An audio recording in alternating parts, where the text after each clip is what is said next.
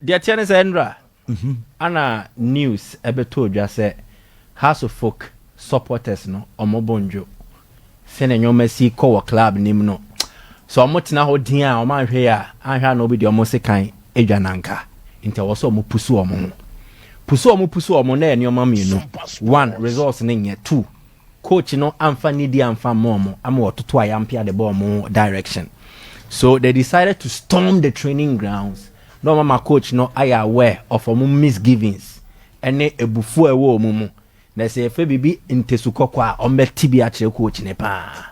Enra no omo ntimi a organize omo ho ye. Into omo tu be share enne. Na eno no ura Matic ne nam social media sa or Twitter ni Facebook account now. Ah sa. Kazo odi agro. To ne nam social media na obehu a website we no aye story. House of Folk fans to storm training grounds. House of Folk fans to prevent Matic from training. Into ye any screenshot. Ana openyi Matic a day a year way no. A comma in penny for through email. Now email no. Ye rem. Email no call 8:25 p.m. Enra anajo. Na email no Sunday.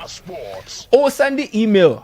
Any obi receiving no. Ye were 2 instances. Abu obetima ye email no 8. By no being sack and bear 10, bear 12. NT. Oh Sunday time no. A different from time and nipan saka. NT Matic email the content no any. 1 or your screenshot baku enum of website or ma capture sa story no. Okay. 5 screenshots. Or we no ana address say email ni to 1 House of Folk board no. So no me any employees and 2 or state wom say information I pick up in you. Yes supporters ne person or mutin is wetua. Na abesa no ono ye employee of Accra House of Folk. Ne life at risk. So he's requesting for security. Ene se ombebo ne ho ban. Enti ono no de ne de obepene ye or prefer se obenya police and a military presence e wo House of Folk training grounds ene. Ano di shemu say let the email your sendee was also refer be the man lawyers because almost no representing illegally. Said that be bibi boni bi kokoto na send lawyers no ebenya se enkai de bi wo ana obomo koko inteno so na bem na is almost what take the necessary step.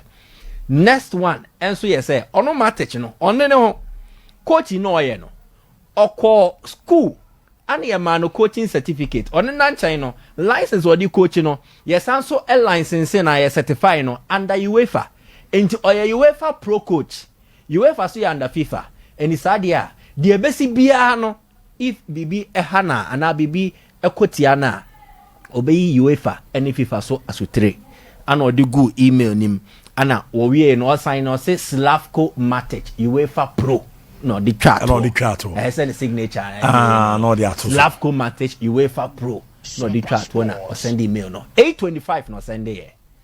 Unfortunately has in penny force o san kan email ntem o san kan email no be ya najo ade ba betia no pa into be 11:30 12 am ho baby almost I can't email now no me yem sure no say email the modu but since a police for this from away because at the answer so they could not make police arrangement because claim say san can email nentem to me organizing military because engaging the military so different I also go through certain processes a bit take time so the best remedy I has for a make here so that the best see asemna no kakra say organize team security na team security ya na Matic crossing on my account ko yi me ka just team security no beje in there ti na bibiasi no beje in there abu bibiasi organize team security organize team security no catch a Matic say the uncle training grounds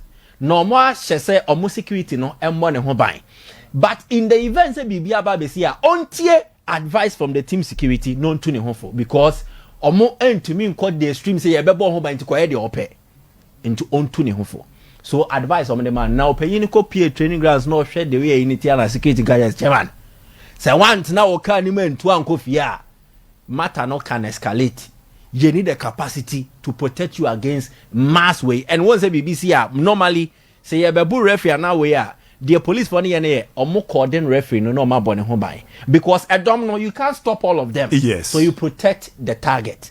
Here the security of House of Folk protected the target. Then you do obiade nsa empo kan Matic ni training. No but then see ni ka mu no mo direct no Kofi. So Matic did not train with House of Folk. Yes nipi. Matic did not train with House of Folk.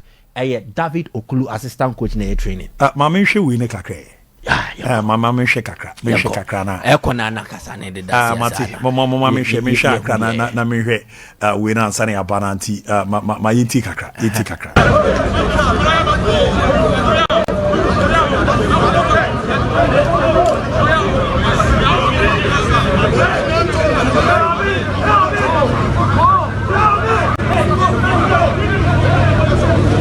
Monko kwa ni so baby so awa pa akota o trewi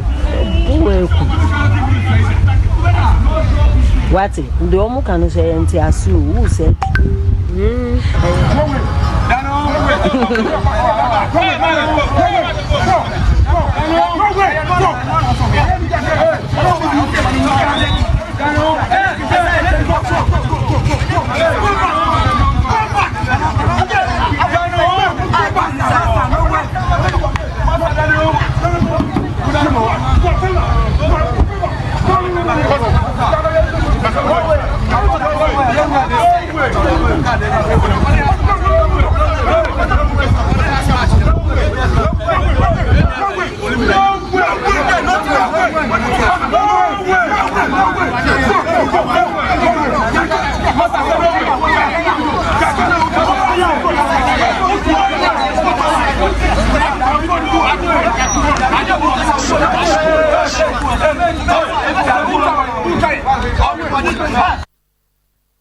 Yes, I soon see Subion. Say, nya dear supporter ba compo, and then sa bo mati seko. Omo sign. Bo man mono, o man yan police car ni. Say, we a last minute arrangement, omo ye anyway. But training there, Okulune boys in the training. Matic do meja no kwan he safe. Obi amfa ne sam fan kano. But their supporters ne can say, has match no, omo pese omo je no omo bo. And then going forward, they want to play a part in coaching. Say appointed and I say ye jakwan. They want to play because I'm actually going to send your my yake chire. Inti ye beti me atena studio haka 70 to 80% Matic will not be on the bench for House of Folk against Kotoko.